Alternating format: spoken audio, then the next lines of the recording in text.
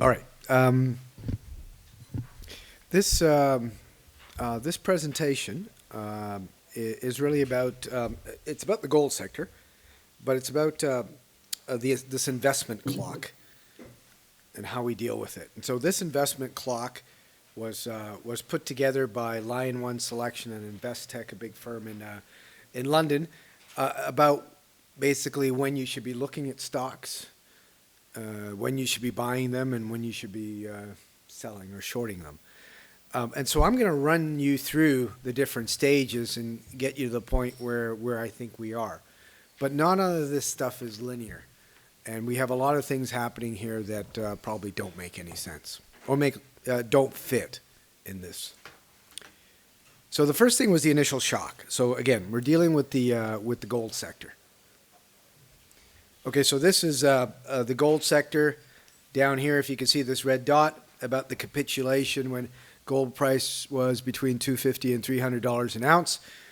This is when I went back to school for the third time, I think it was, in Colorado, Colorado School of Mines, and then I started working for Phelps Dodge here as a market analyst and a trader.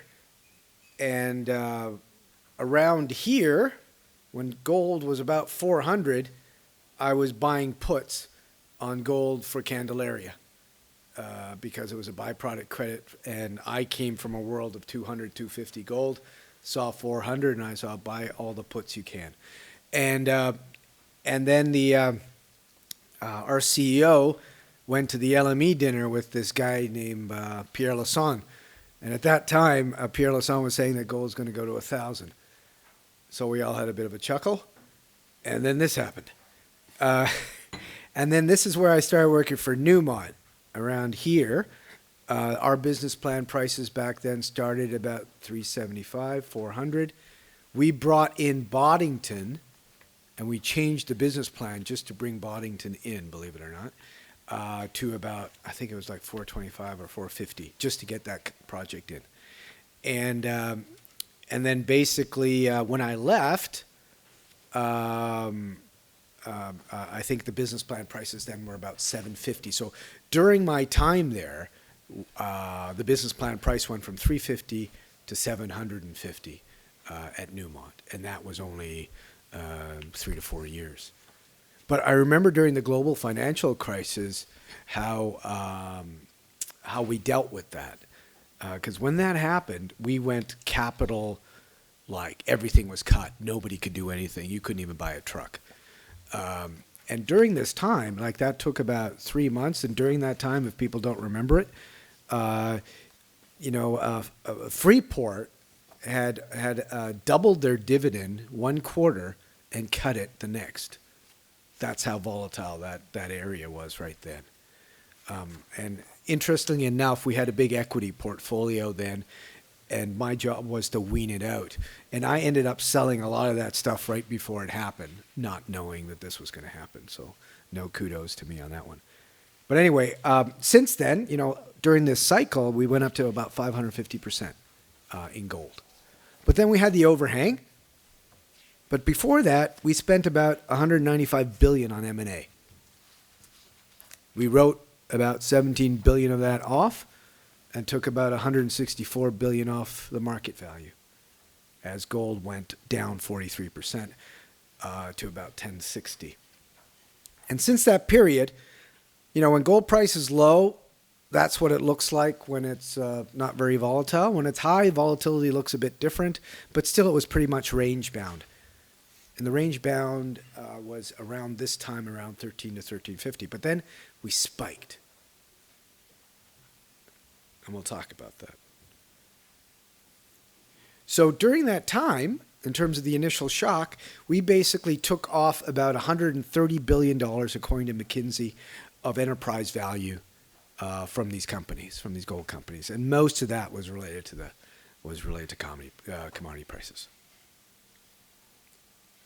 So now we get into, okay, I've got hit with this gold price drop. Now what do I do about it? So this is now the reaction to the initial shock.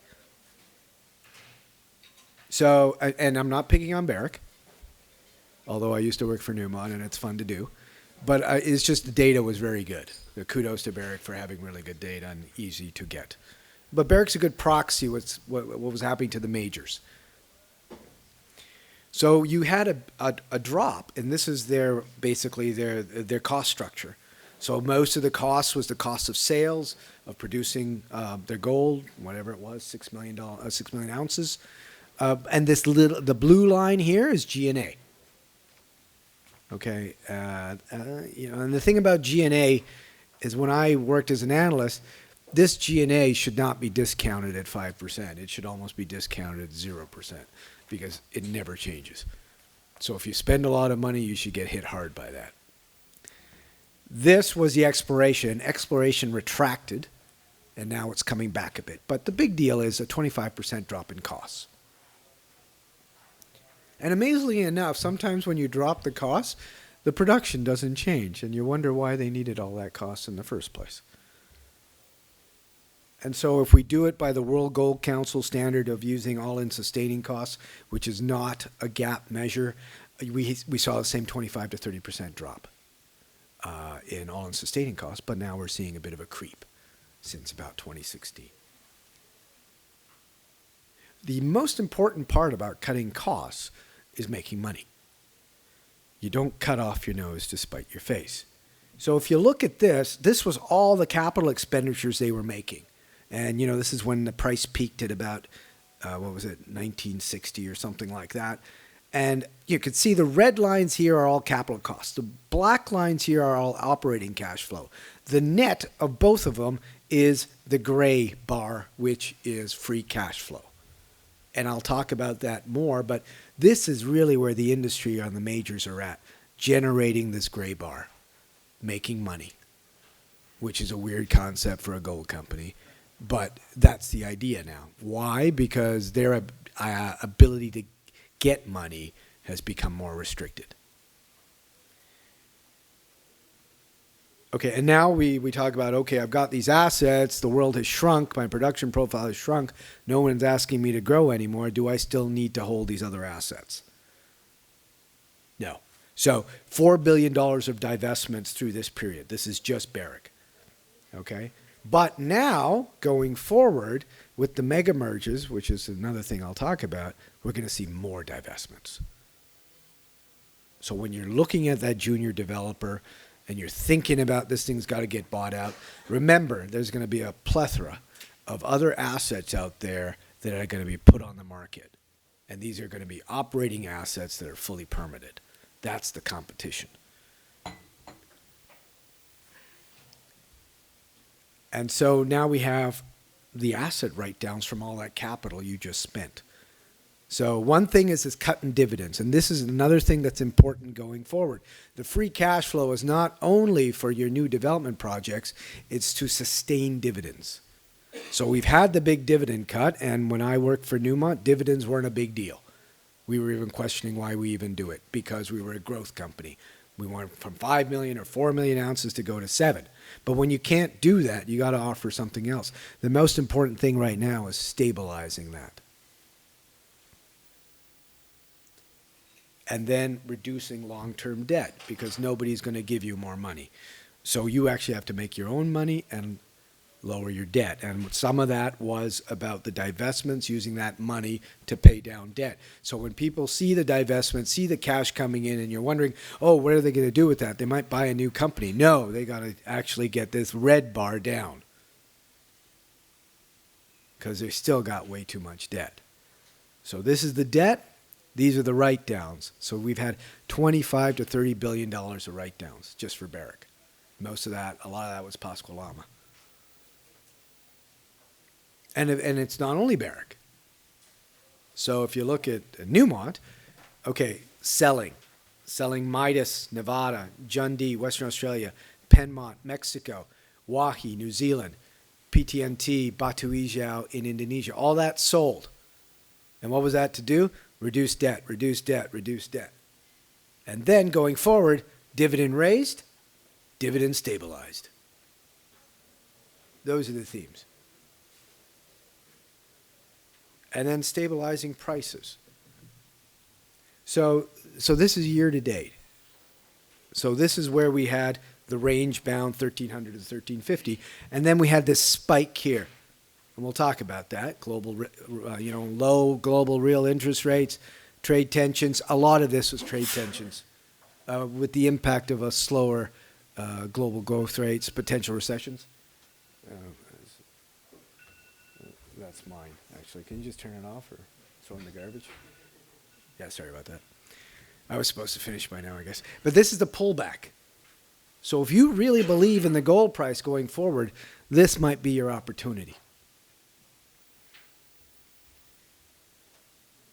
And so the negative yielding debt, $15 to $16 trillion of negative yielding debt. August, Germany raised its first negative yielding bond, 824 billion euro. And basically every year for those 30 years, you get $1 billion less. But importantly for the gold people, low interest rates environments is a good environment for gold. If you don't yield, which gold doesn't, theoretically, but bonds yield negative, that's a positive. Tariff uncertainty. And I keep changing the slide all the time because it keeps changing. And the truth is, who the hell knows? But the problem is that uncertainty is what's driving it. And so these are the partial agreements were sort of semi-agreed on by some officials, and then the U.S. president denied it 3 days later. That's what you're dealing with. But importantly, if you look at what the trade tariff uncertainty is doing, these are the GDP 2018 numbers for the top 19, 20 countries in the world. This is their average annualized I think this was Q2, growth rates, 1.6%, like relatively anemic. But the ones that are driving it, are the big economies, but mostly China. And the trade tensions are impacting these two, which are the biggest. And if these two go down, they're going to drag the whole global growth rate down.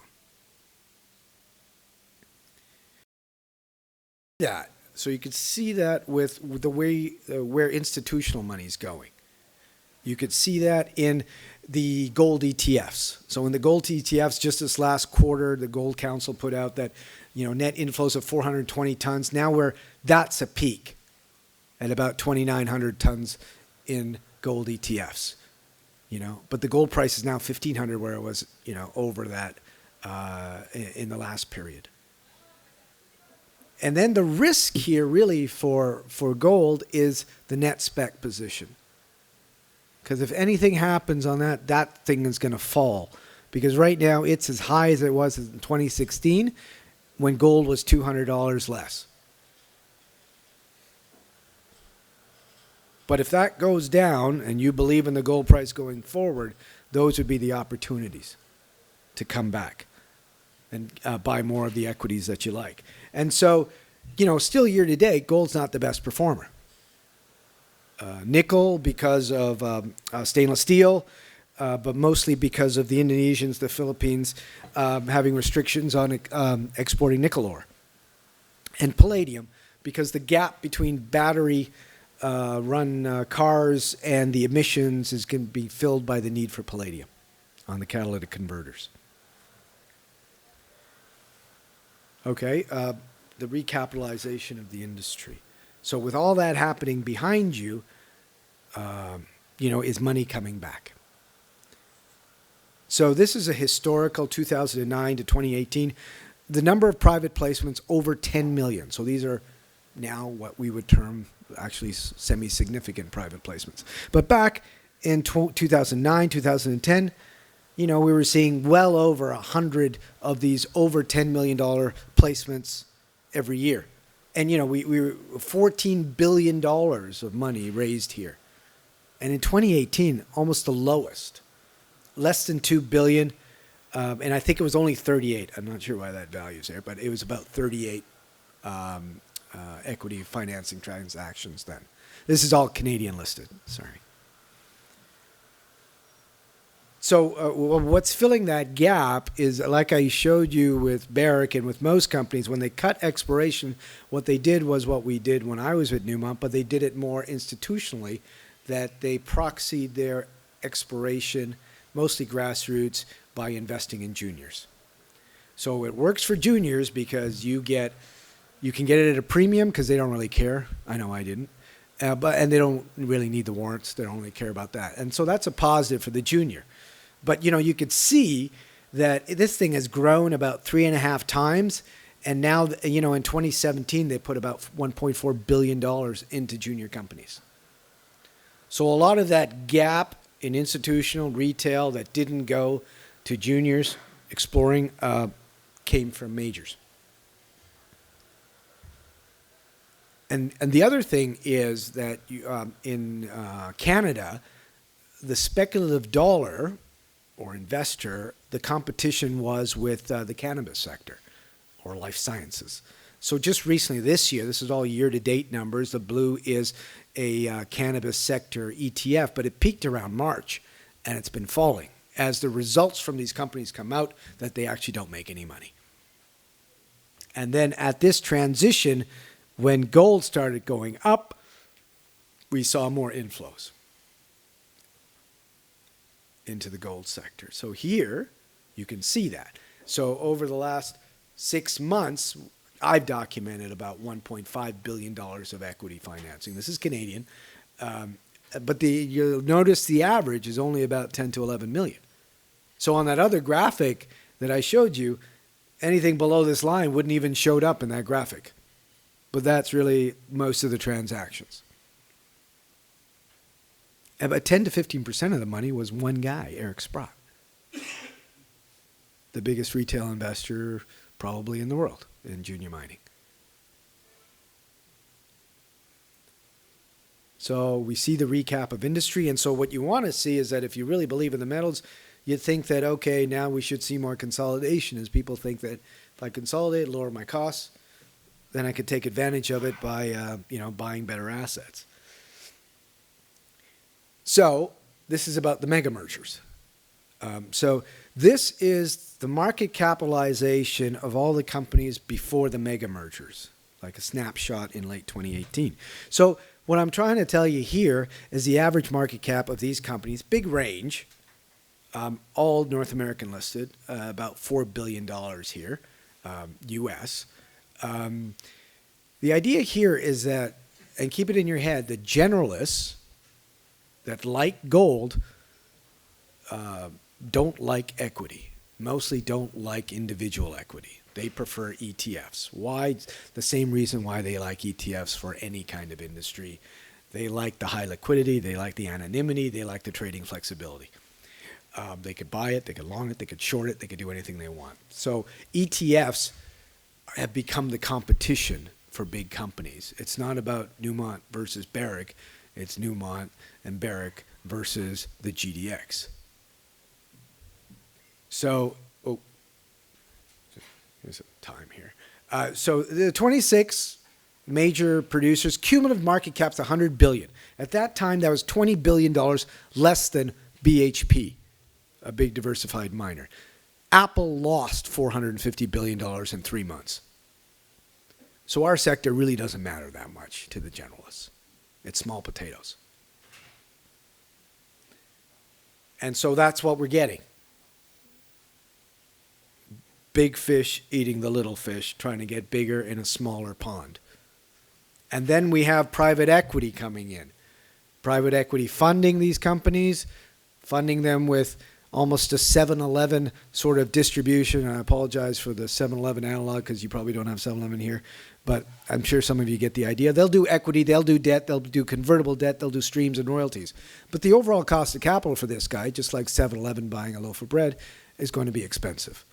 So the cost of capital here for everyone that uses 5% discount rates for development projects and producers is about 15%.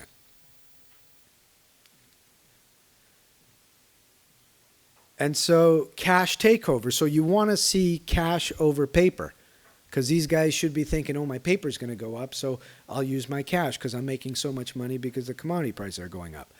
But what you'll see, it's not who you think it is. So we have seen cash takeovers, but it's been mostly the Australians coming into the North American market. Why? Because over the last 3 years, from last year, they've been making money because the local gold price, because of the weakness of the Australian dollar, has gone up to $2,200, $2,300. And they've been making a lot of money. Their equity is good. But in order to buy a North American listed company, they have to issue cash because nobody wants their paper. And so that's what you see. You see premiums, all cash bids. Santa Barbara bought Atlantic Gold. You got Newcrest buying Red Chris. That's $806 million here. That's $534 here. That's Northern Star coming out of Australia to buy the Alaskan asset. Pogo, $260 million. So that's where it's all coming. Taylor, that was a 50% premium on a no bid. Nobody else was buying that. But they came out of the blue, 50% bid, all cash. Why? Because they can. And the Australians weren't growing in Australasia. You know, all the Australian assets were getting too big, too expensive. So then there was no competition here because the North Americans weren't doing anything. And why? Here, you got Newcrest by itself, $3.5 billion of free cash flow generated from their second half of 14 to 19. Their fiscal 19. Okay, so here's a summary.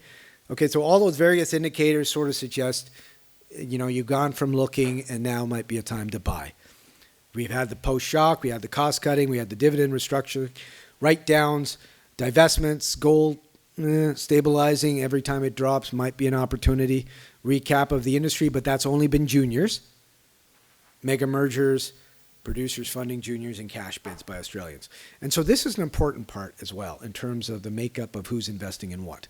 So back in 2011, and this was from Van Eck, basically, assets under management in North America, most of the U.S., $54 billion directed to gold.